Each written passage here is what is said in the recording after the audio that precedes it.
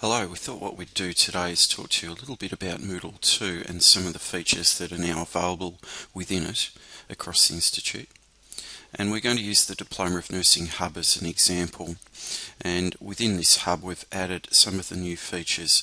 So we've added conditional activities. Now conditional activities allow you to control access to activities by either grade, completion or dates. And what we've also done is added in completion tracking. Completion tracking allows you to identify activities and courses as complete, and that's done automatically, and it is based on whether certain conditions are met. So it could be a student viewing an activity or resource, or a student receiving a certain grade. Let's go in and have a look at how this works.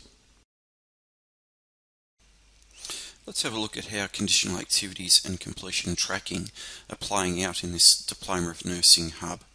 In Topic 1, the teachers have set it up so there's some broad information here that every student must read. So there's an orientation day PDF file there, and that's available at any stage up until 12:30 on February the 1st.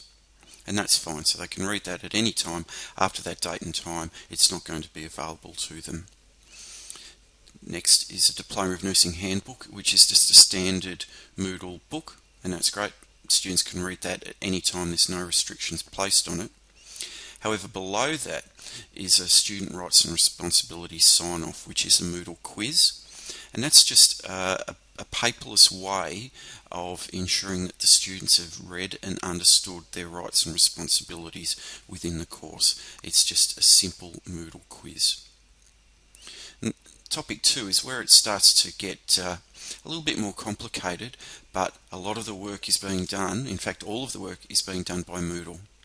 So what we see there is this topic is about clinical placement, and there's a book that the teachers have created called Clinical Placement. Now the students aren't going to be able to read that because it's restricted, and they're not going to be able to read it until the student rights and responsibilities sign-off has been completed. Now further to that, you'll notice below there is a clinical placement sign-off, and again that's not going to be available until such time as the clinical placement book has been read. And as far as we're concerned, it's about when they click the book, what will happen is then the clinical placement sign-off becomes available to them. Once that clinical placement sign-off has been signed, there's a number of journals and forums that relate to their clinical placements. There's 4 of them, and they take place throughout the course of the year.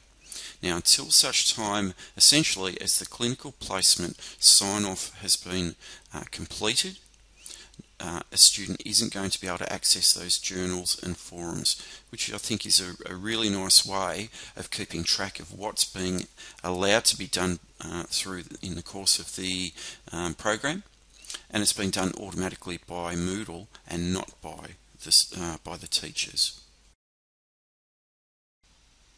Now let's have a look at what a student will see, and essentially it's not overly different from what a teacher would see.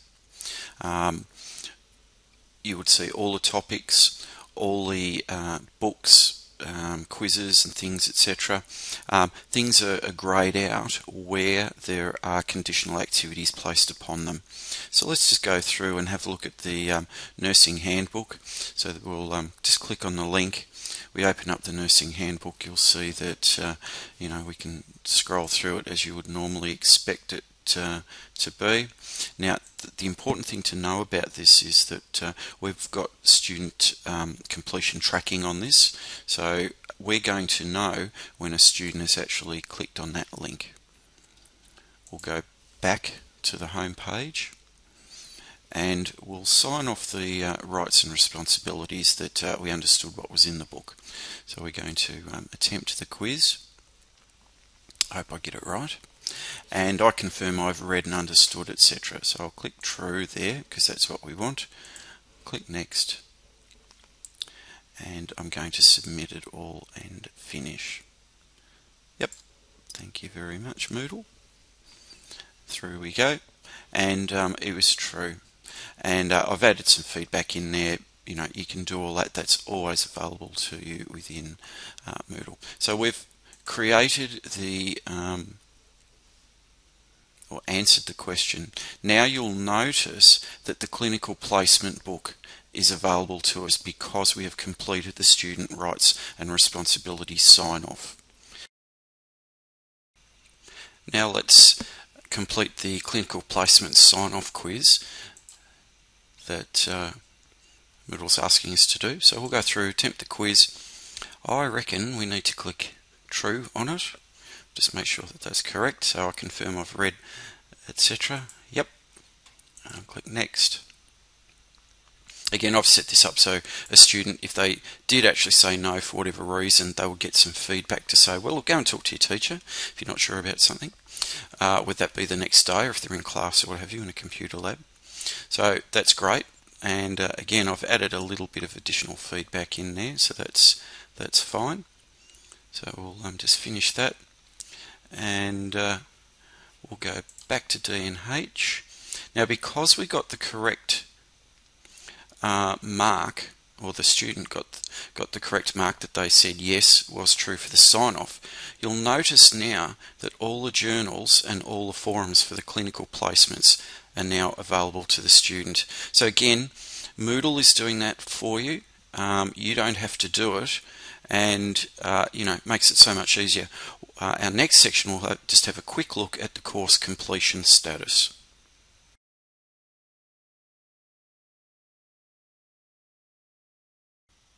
Now that we've had our student complete a few activities, let's have a look at what we can do with that information.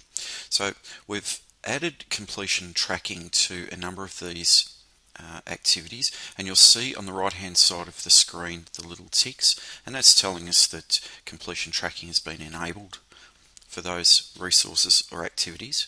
And there's also a block that we've added, and we'll go through this in detail with you on a face-to-face basis, but this course completion status block is what we can use perhaps as a different way rather than using the logs to find out just what our students have or haven't completed.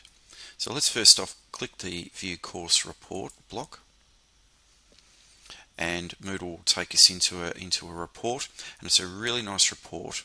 So what I've done is I've set the report up, course completion tracking, to track whether our students have completed the Diploma of Nursing Handbook. That is, they've clicked on the link and they have clicked on every page in the book. Once they've clicked the final page, Moodle will automatically mark it by student as being completed.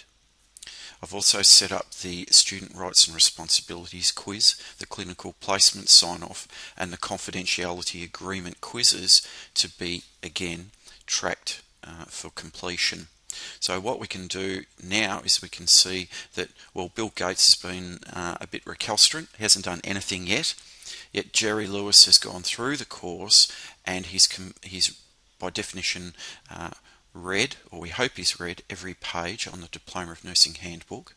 He's completed the Student Rights and Responsibilities quiz and got the mark that we are expecting. In this case, it was true and 100%.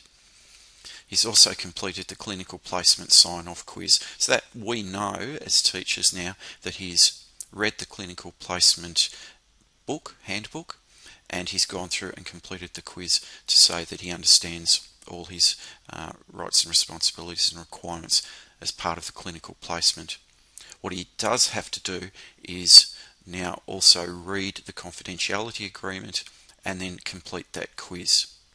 You'll also notice at the bottom left hand corner you can export out that list as in a spreadsheet format, in Excel format, which is really good for just reporting and talking to others if you want to take it to teacher meetings. What you can also do is sort the report by either first name of the student or by the surname of the student. So whilst in this course I've only got 2 students, you can imagine that every student is a row in this report. So I hope that's given you some something to think about in regard to course completion and completion tracking. If you've got any other queries or concerns, please don't hesitate to contact us.